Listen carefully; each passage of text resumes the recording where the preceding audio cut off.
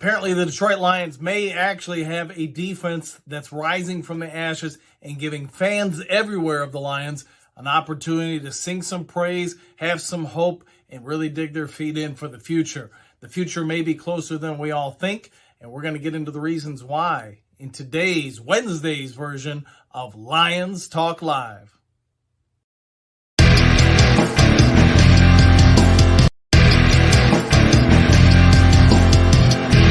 Well, greetings and salutations to everybody out there in YouTube land. I'm your host, once again, Dan Thornton. I want to thank each and every one of you for taking time out of your Wednesday to tune into today's Lions Talk Live. And before we get into all the meat and bones of today's video, I just want to take a moment and say thank you. Thank you for subscribing. Thank you for liking. Thank you for generating some conversation in the comment section below on a number of different topics throughout the history of Lions Talk Live and definitely yesterday. If you haven't yet subscribed, I know it takes a couple seconds, but would you consider hitting that subscribe button, maybe hitting the like button? And if you have any thoughts on the comment section below, go ahead and leave them down below. But I want to jump into a topic to start off that we've been talking about on Lions Talk Live for a few weeks, maybe even a month now. The emergence appears to be sooner versus later of the Detroit Lions secondary. And that all starts off with what happened on Sunday with Kerby Joseph. Kerby Joseph, as we talked about yesterday, was nominated for NFC Defensive Rookie of the Week.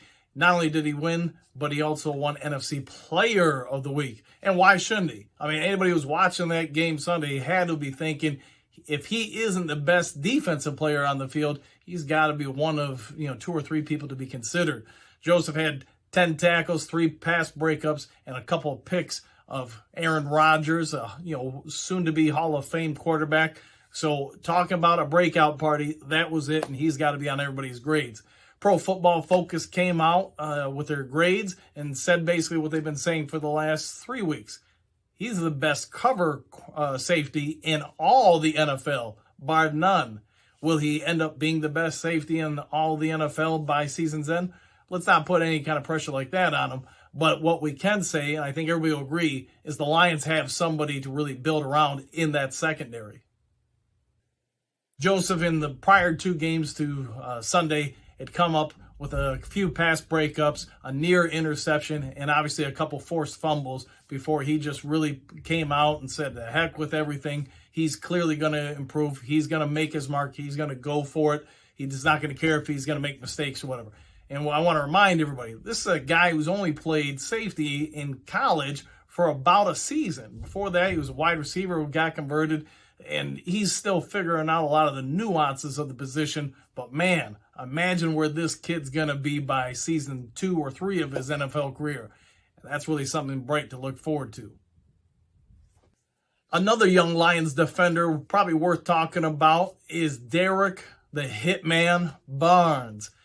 Last year during the preseason, I think we all could see, if you watched those games, if you're a Lions fan, you said, man, he's got a lot of potential. And then the season happened, and, he was kind of up and down, just never really did anything extraordinary, never did anything horrible, but he was just kind of meh. Well, he's trending more with 2 straight games of solid, consistent performances towards learning, developing, and perhaps becoming a real surprise player for the Lions on the defensive side of the ball the remainder of the year.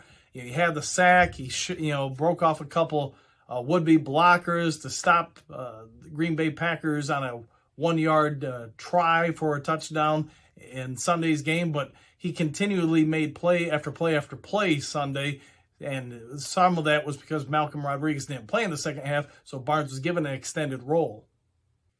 But I'm sure anybody who was watching the Miami game also noticed that Barnes made a few plays there. Was it as strong a performance as he had against Green Bay? No, but the trend, as I always talk about, is your friend. And that's 2 straight weeks where you can see consistent growth, development, and this guy is gaining confidence.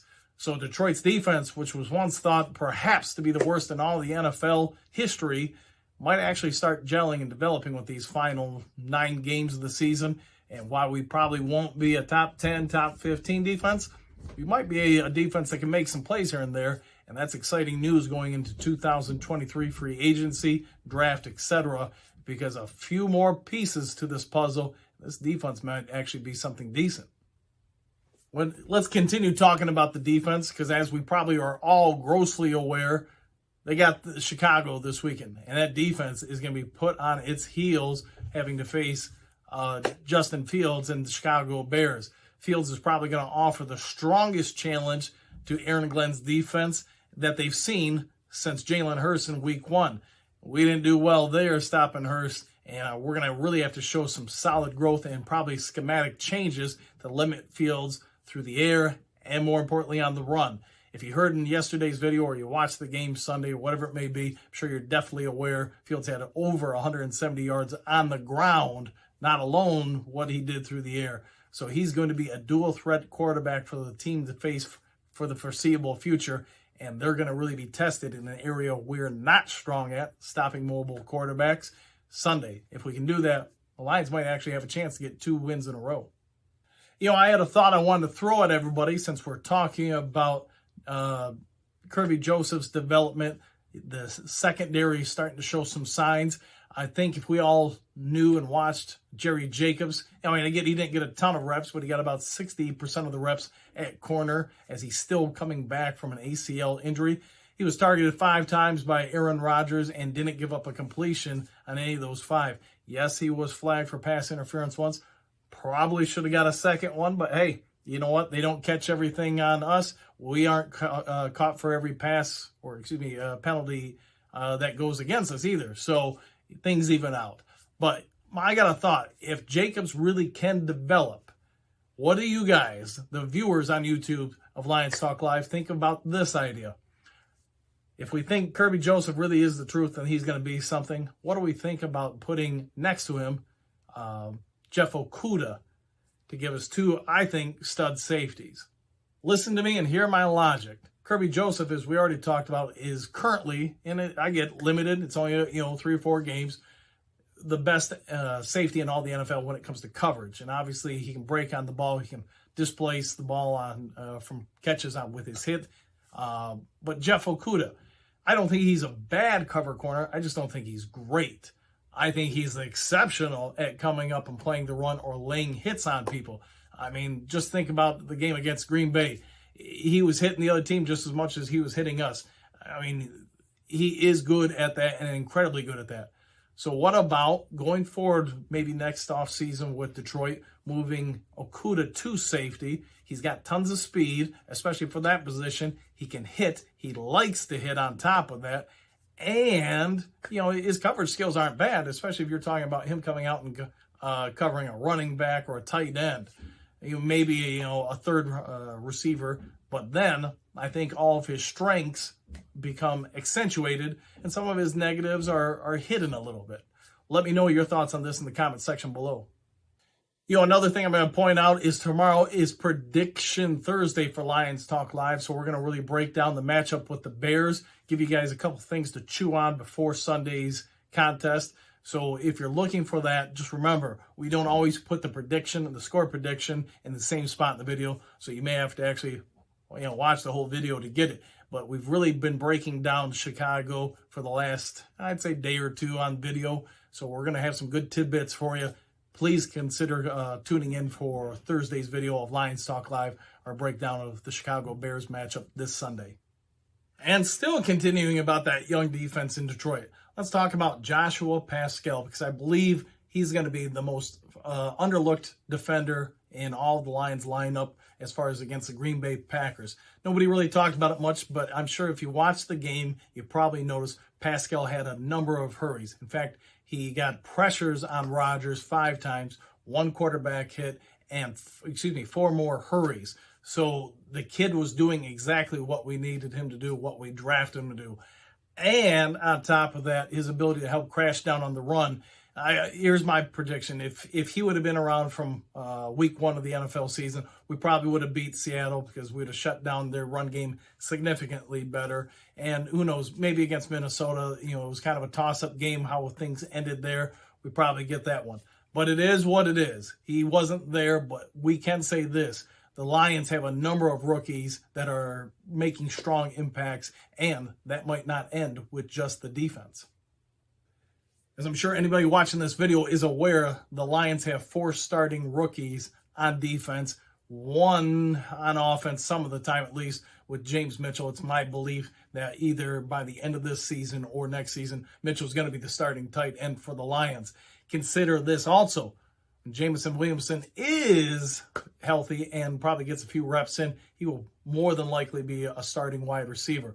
So if my math is correct, that's 6 rookies from 2022's draft class that will be starting at one point or another for the Lions. I don't see anybody displacing any of the rookies on defense.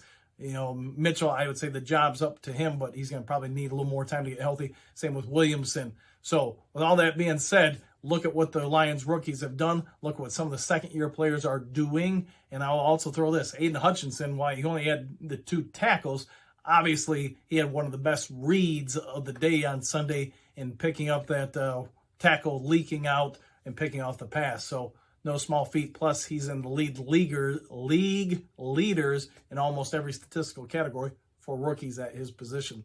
Something to consider. All right, well, I won't keep you guys anymore today. It's been a fairly even news day, so nothing really big or huge to talk about. But I wanted to make sure we get this video out for you guys to digest. And again, I want to thank everybody for subscribing, liking, and leaving some very good conversations in the comment section below. I was very glad to see that, you know, I guess whatever we've been around 5, 6, 8 weeks now, you know, nobody's really gone after each other in the comment section because that stuff, that just gets old. If you're going to comment, if you got something, a beef with somebody, hey, try to be polite and respectful. But anyways, hope you all have a great Wednesday. Go out and enjoy your day, and we'll see you all tomorrow with our prediction video of the Chicago Bears on Lions Talk Live.